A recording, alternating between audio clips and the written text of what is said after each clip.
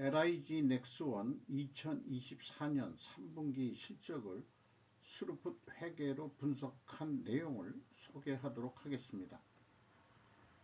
매출은 29.5% 증가했고 영업이익은 0.5% 증가했습니다. 포괄 가공비 배부 재고자산 회전율은 3.4회전으로 산출되고 PBR은 4.45로 매우 높은 상태입니다. 분석 결과 재고자산 매출원가 분식회계 개연성이라는 견해를 말씀드리지 않을 수밖에 없을 것 같습니다. LIG 넥스원에 관한 뉴스로 신익현호 LIG 넥스원 투자 속도, 생산 R&D 입단 확장, 정재원 기자가 조선비즈에서 보도를 했습니다. LIG 넥스원이 올해 초 취임한 신익현 대표의 지휘 아래 설비 투자 규모를 빠르게 늘리고 있다. 대폭 늘어난 수주 잔고를 소화하기 위해 생산 시절에 투자하고 연구개발 시설 확충에도 나섰다. 신 대표는 향후 6년간 5조 원 규모의 투자를 예고한 바 있어 앞으로도 신규 투자 계획이 계속 발표될 전망이다. LIG 넥스원은 급격히 늘어나는 R&D 인력을 위한 신규 시설 투자도 진행 중이다. 올해 4월 약 3,700억 원을 투자해 경기도 성남의 세종연구소의 토지 건물을 매입한 뒤 R&D 전용 시설로 구축하고 있다. LIG 넥스원의 R&D 인력은 2019년에 1,429명에서 2023년 2,464명 등 꾸준히 증가하는 추세다. 이렇게 소개를 하고 있습니다. 연구개발에 무기개발에 많이 연구개발 투자를 하고 있다. 이런 얘기가 되겠네요. 먼저 원가회계 손익으로서 매출이 3분기 누적으로 2조 1천억 원을 달성해서 전년 동기보다 29.5% 증가했고 포괄 가공비 배부 재고자산은 26.8% 약간 낮게 증가했어요. 좀 바람직하다고 볼 수 있겠습니다. 매출 원가가 근데 좀 더 32% 높게 증가해서 매출 총이익은 금액상 16%가 증가했습니다만은 총이익률로는 1.7%가 하락했고 판매관리비가 16.4% 증가했고 판매관리비율도 좀 낮추긴 낮췄어요. 그 결과 영업이익은 1,721억 원으로서 전년 동기보다 15.8%가 증가했습니다. 영업이익률로는 1%가 하락했고 원가 생산성으로는 0.01포인트가 하락했습니다. 스루풋 회계로 분석한 결과는 매출에 비례하는 매출 재료비는 1조 3천억 원대로서 44.2% 매우 높게 증가했습니다. 매출 증가율하고의 갭인 14.7% 플러스이기 때문에 원재료 가격이 크게 상승했다라고 1차 추론을 해볼 수 있겠습니다. 스루풋 금액상으로는 10.7% 증가했습니다만 스루풋 율로는 6.4% 하락했습니다. 운영경비가 13.2% 증가했습니다. TO의 생산성은 1.22로 전년 동기보다 0.03포인트 하락했고 스루풋 영업이익은 1,414억 원으로 0.5%밖에 증가를 안 했습니다. 원가회계 영업이익보다 307억 원이 적은 수치입니다. 이것은 포괄 가공비 배부 재고자산이 증가했기 때문입니다. 재고자산 내역을 보면은 제품 제공품 가공비 배부 재고자산이 348억 원이 증가했고 계약자산은 784억 원이 증가했습니다. 원가회계는 계약자산을 매출채권 범주로 인식을 합니다만은 현재 회계 기준상으로는 스루풋 회계는 이것을 재고자산의 포괄 제공으로 인식을 합니다. 특별한 점은 계약자산의 증가는 매출로 인식을 한다는 거예요. 그러니까 현재 그 매출액에는 784억 원이 실제 매출이 아닌 그 진행 중인 제공 금액으로 매출을 인식을 했다 이런 얘기죠. 실제 제공품은 매출로 인식하는 것은 아닙니다. 비용의 성격적 분류 내용을 분석을 하면은 회사는 A에 확실하게 재고자산의 변동 범위를 제품과 제공품이라고 확실히 밝히고 있어요. 마이너스 1014억 원인데 이것은 재고가 증가했다는 뜻이고요. 원재료 사용액이 1조 3,837억 원, AB를 합한 MC 매출원가 재료비는 42%가 증가했습니다. 운영경비는 13.2%가 증가했습니다. 운영경비 6,481억 원에서 판매관리비 1,299억 원을 뺀 5,182억 원이 공장 가공비가 되겠습니다. 가공비율은 총 제조비용 대비 27%에 해당하는데 6.1% 하락했고요. 상대적으로 재료비율은 6.1%가 상승했습니다. 여기서 원재료 가격도 역시 상승했다라고 우리는 2차 추론을 해볼 수 있겠습니다. 그러면 재고자산 명세에 의한 증감금액과 그 다음에 그 비성분의 그 재고자산의 그 변동 범위 금액의 비교를 하면 일치를 해야 되는데 666억 원이 차이가 납니다. 전년도에도 큰 차이가 납니다. 이것을 추적할 단서는 찾지를 못했어요. 찾아내도 그래서 저로서는 이런 분석을 하면서 갭만 찾아내도 제 역할은 충분히 한 것 아니냐. 차이 설명은 회사의 몫인데 이렇게 큰 금액이 차이가 있다는 거죠. 이게 뭔지 모르겠다 이게요. PQ 총 제조 비용의 비교에서는 이 P는 그 계약 자산을 이 포괄 제공으로 인식해서 뽑아내는 거고요. Q는 매출 원가에서 재고 자산의 변동 이렇게 뽑아내는 겁니다. 117억 원 차이가 나는데 PQ 총 생산 재료비도 동일한 건데 스루프 쪽에서 계약 자산을 포괄 제공으로 인식해서 재고 자산의 증감액에 넣었으니까 그거를 더해주면 거꾸로 차이가 아까 그 1단계 차이 666억 원 요 차이하고 동일하게 나옵니다. 그러니까 요 갭2의 금액이 만큼 불투명한 금액이다 이렇게 말씀드릴 수 있겠고요. 현금 흐름표 기준으로도 이렇게 안 맞춰주는지 모르겠어요. 현금식으로 읽어볼게요. 현금이 1345억 원이 나갔다고 공시를 했습니다. 현금 흐름표상에. 그 재무상태표 전체 재고자산은 927억 원이 증가했어요. 그러니까 418원의 현금이 어디로 날라갔다는 얘기입니다. 그래서 재고자산 평가손실을 빼주면은 392억 7,500만원 차이가 있고 전년도에는 79억 6천만원 차이가 나요. 올해 현금 흐름표로도 이렇게 못 맞춰주는 기업이 공시를 이렇게 이게 그 공인회계법인은 분기권은 감사를 안 한지 모르겠습니다만은 2024년도 연간 사업보고서에 어떻게 결산할지 매우 궁금해지네요.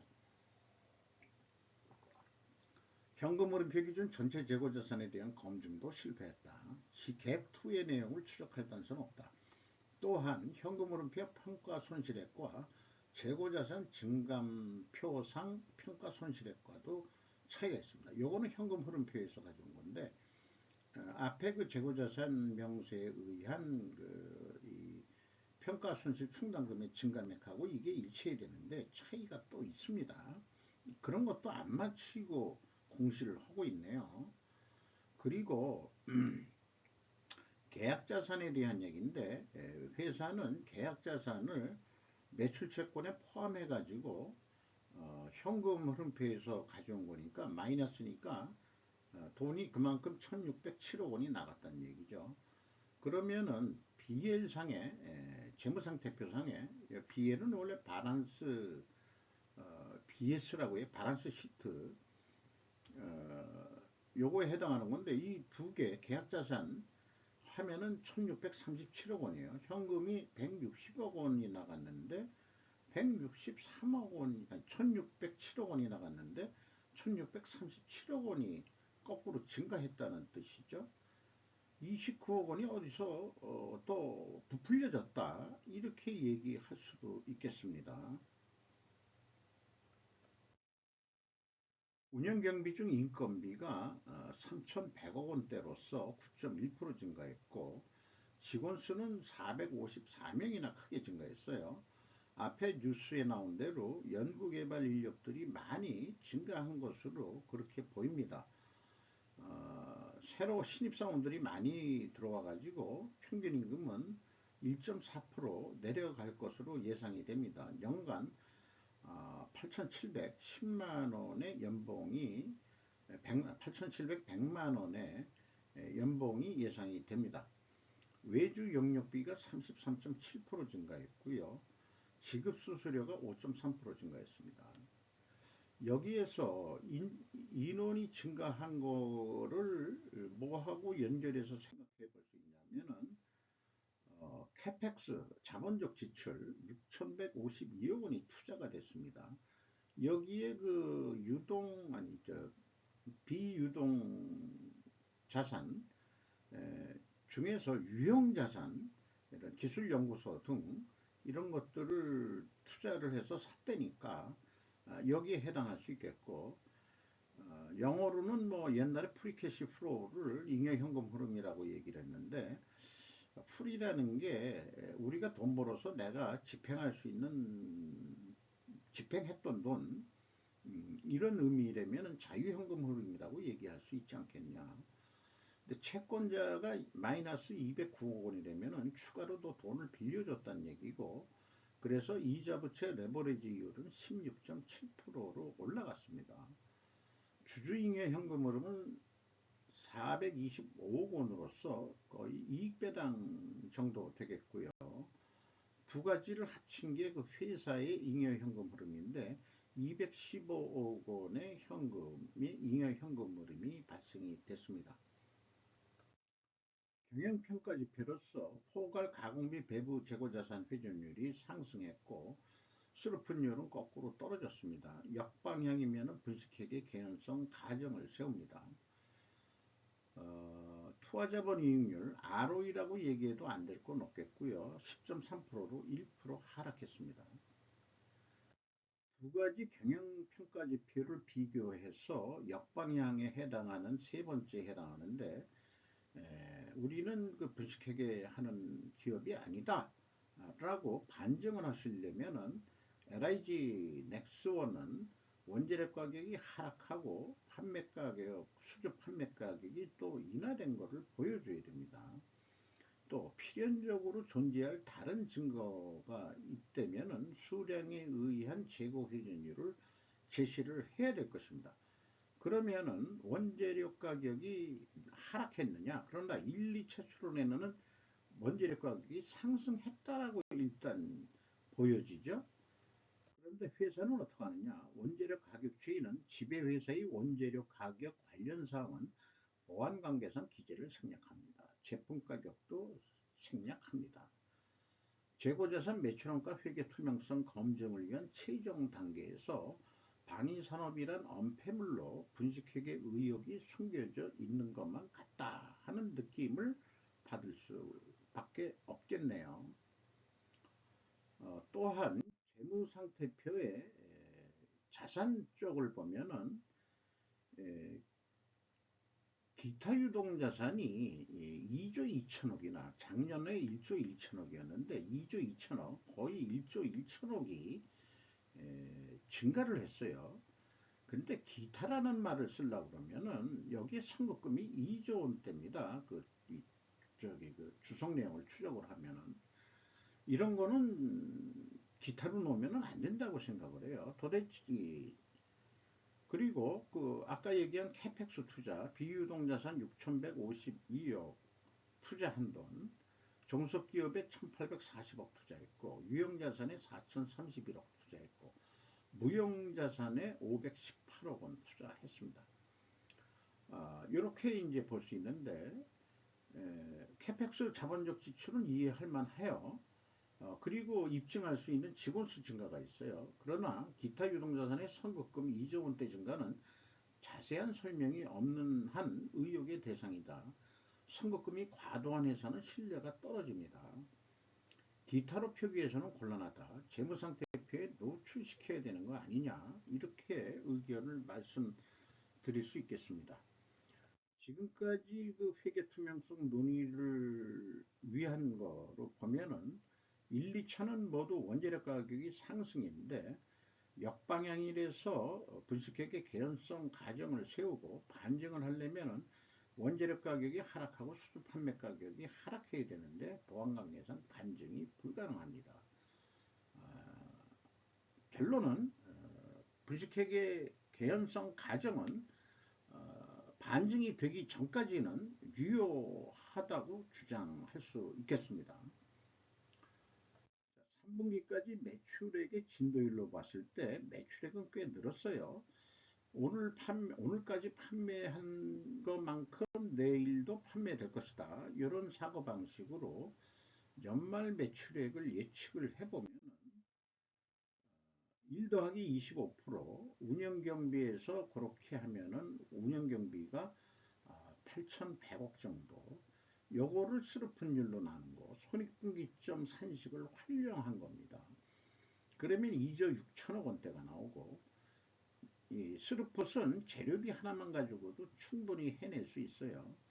1 더하기 20% 해가지고 하면은 1조 6천억이 나가는데 요거를 그 매출 재료 비율로 나누면은 이 2조 6천억 동일한 금액으로 나올 수 있겠습니다.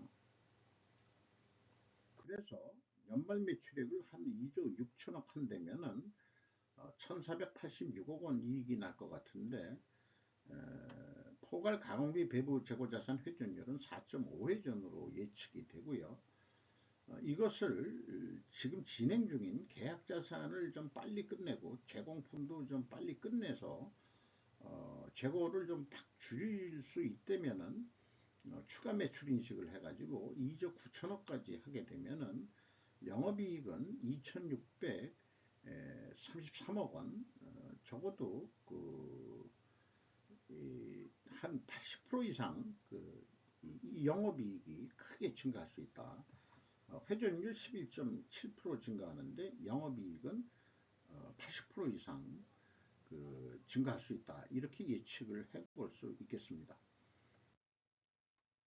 재고가 증가했기 때문에 원가회계 영업이익보다 이익이 감소한 게 나오게 돼 있고요. 판매가는 원가보다 낮게 나온 아까 예측입니다. 시가는 23만 4,500원으로 전년 동기보다 무려 14만 6,600원이 상승했어요. PBR이 4.45 상태가 되겠습니다. 5% 이상 주주는 LIG가 42.35%, 연금공단이 9.76%, 거버먼트 오브 싱가포르로 싱가포르 정부가 6.46%를 가지고 있고 외국인이 22.71%를 가지고 있는데 여기에 싱가포르 국부펀드가 들어가 있는지는 확실치 않습니다. 이상 LIG 넥스원 우리나라 방위산업의 또 큰 방위산업인데 회계 투명성을 좀 높여주시기를 바람하지 않습니다. 이상 마치도록 하겠습니다.